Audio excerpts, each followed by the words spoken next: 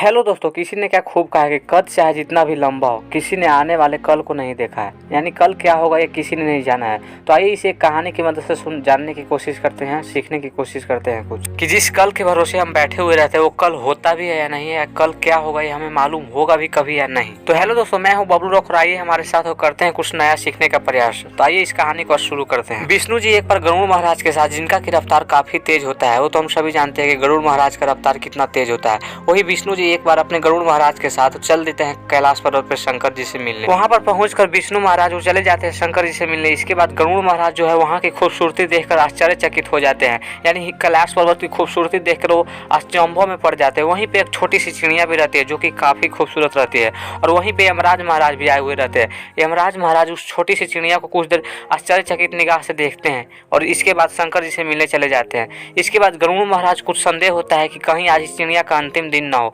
इसके बाद वो इसे बचाने की पूरी कोशिश करते हैं, पूरी जी जान लगा देते हैं। और इसके बाद वो करते क्या है कि गरुड़ महाराज अपनी स्पीड का फायदा उठाते हुए उस चिड़िया को उस कैलाश पर्वत से उठाकर और कहीं दूर एक जंगल में ले जाकर एक चट्टान पर रखकर चले आते हैं। और अब वो सोचते हैं कि अब तो ये चिड़िया पूरी तरह सुरक्षित है, इसका मृत्यु अब यमराज यहाँ से तो उठा नहीं सकते हैं। इसके बाद वहाँ से वो अपने स्पीड के बदौलत तुरंत वहाँ कैलाश पर्वत पर पहुँच जाते हैं। इसके बाद यमराज जब बाहर निकलते हैं तो यमराज से गरुड़ महाराज पूछते हैं कि महाराज आप उस चिड़िया को क्यों निहार रहे थे। इसके बाद यमराज बताते हैं कि आज उस चिड़िया की मौत थी, लेकिन उसकी मौत इस कैलाश पर्वत पर नहीं थी। उसकी मौत एक जंगल में सुनसान पत्थर पे था, लेकिन पता नहीं यहाँ से हजारों किलोमीटर दूर वो चिड़िया वहाँ जा कैसे पाएगी। लेकिन आज वो चिड़िया यहाँ नहीं है, इसका मतलब उसकी मौत अब तय है। इस कहानी से हमें यही सीख मिलती है कि जब हम कभी किसी की मदद करना चाहते हैं तो पूरी जानकारी ना होने के बावजूद अगर हम उसकी मदद करना चाहते हैं तो हो सकता है कि जो हम उसकी भलाई चाहते हैं लेकिन उसके साथ बुराई हो जाए। उसका वक्त कुछ और चाहता और मौत को कभी टाला नहीं जा सकता। अगर इसी वजह से जो करना है अभी कीजिए, स्टार्ट कीजिए अभी तुरंत। कल का कोई भरोसा नहीं, मौत कब आएगी इसका कोई पता नहीं। मौत निश्चित है आएगी ही, लेकिन